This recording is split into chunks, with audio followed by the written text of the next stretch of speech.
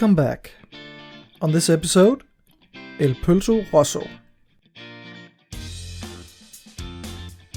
And here it is. Those of you that's been following know the deal. I got myself a beautiful red 71 celica.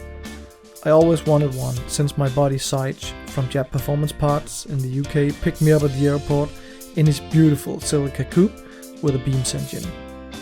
My celica, on the other hand, needed some work. It was very rough and very 80s in style.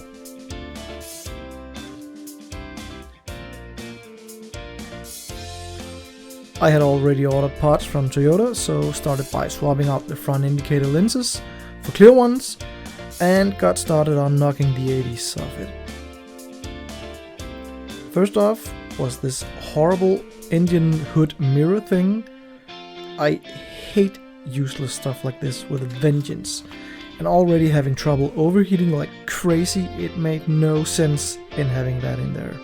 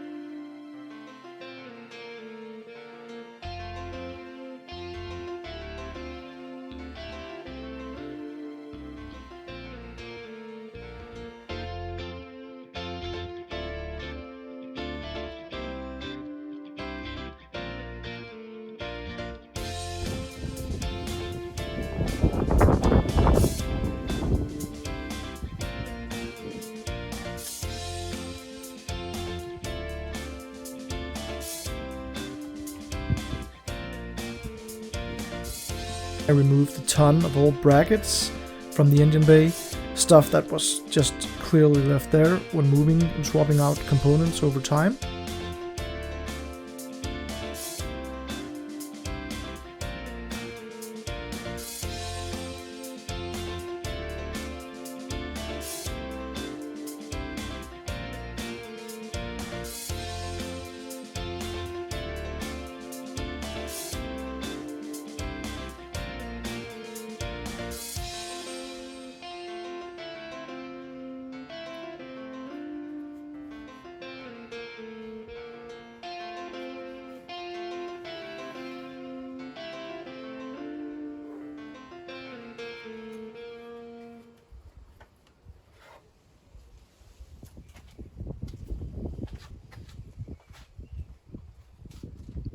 Then I checked the oil, which was basically tar at this point.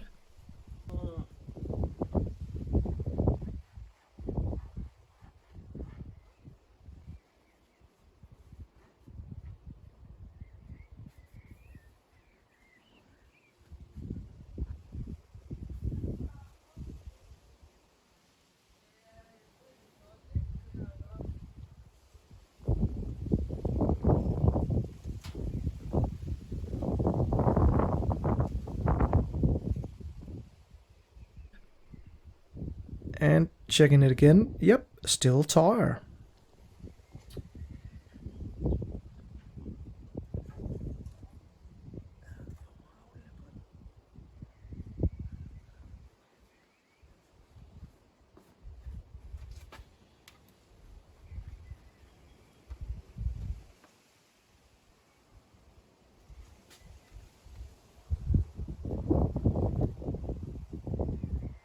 And suspecting it had a head gasket leak because it was using water and overheating, I checked the oil filler cap, but surprisingly this was clean.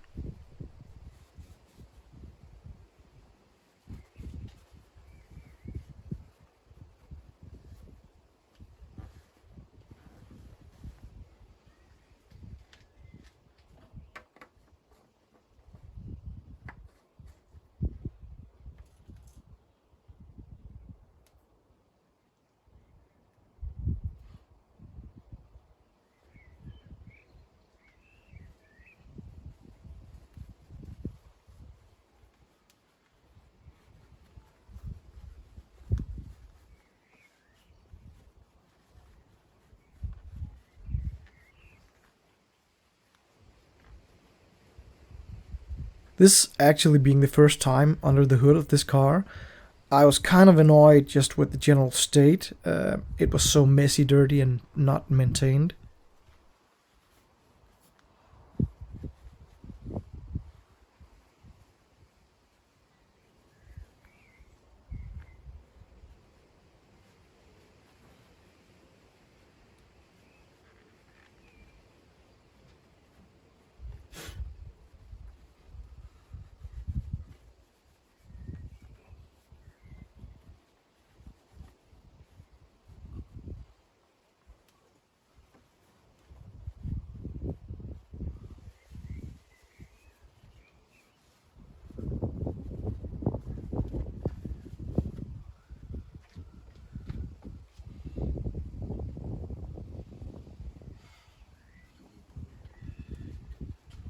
Onto the radiator, which hadn't been opened in a while, so the lid was stuck. The rubber gasket will just seal shut if it stays shut for longer periods of time.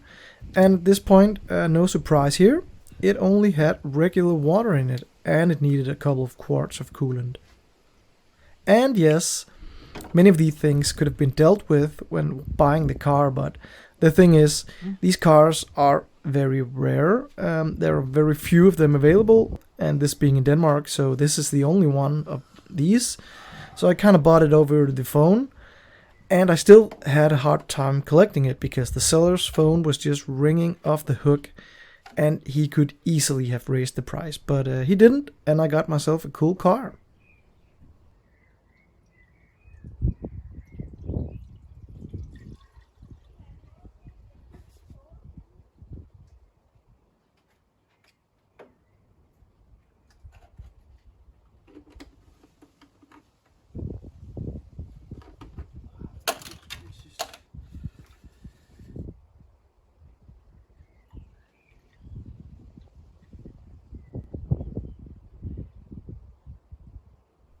On the good side of things, the engine did sound alright.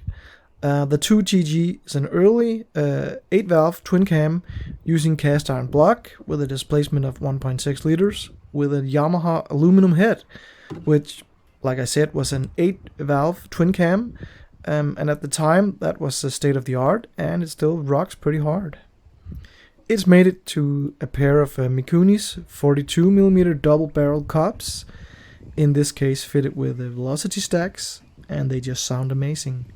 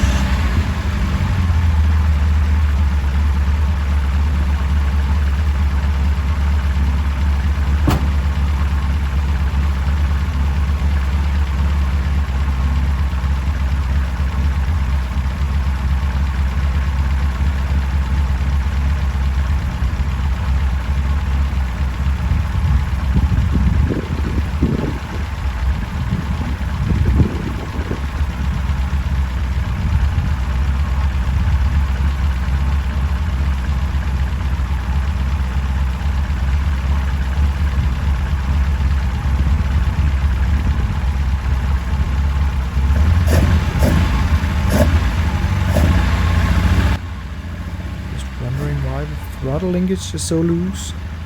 I'll get back to that, but basically there was missing a lot of things. Return springs, all kinds of stops and stuff.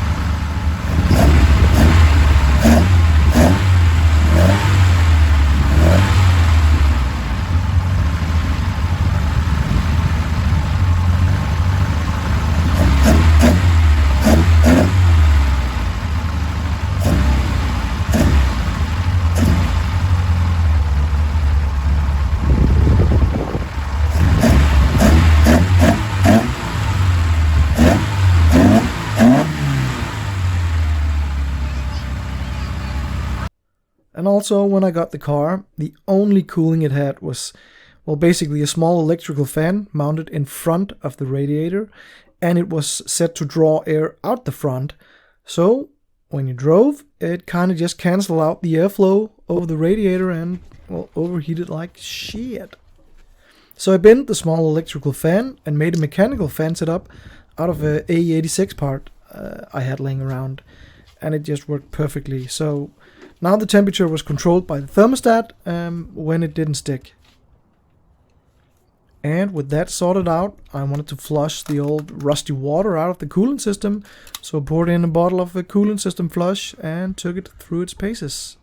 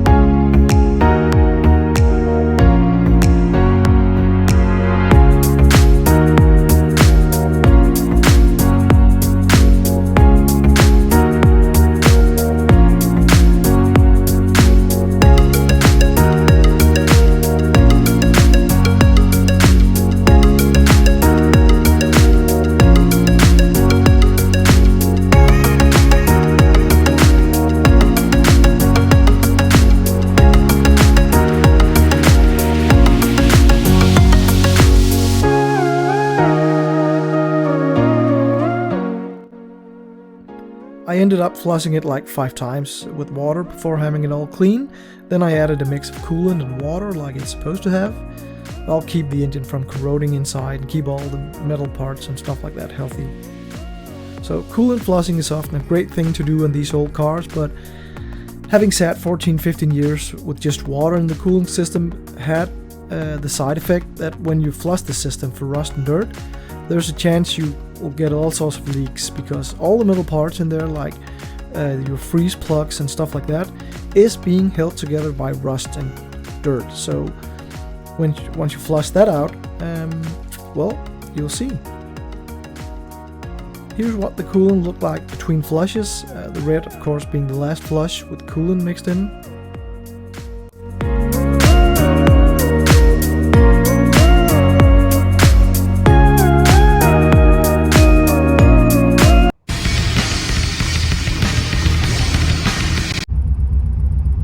And celebration cruise.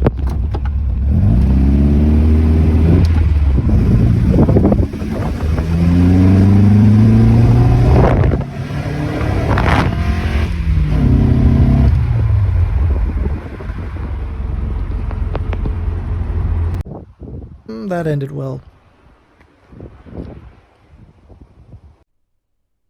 Next time, El Pulso Rosso gets fixed again. The annual summer road trip with my boys.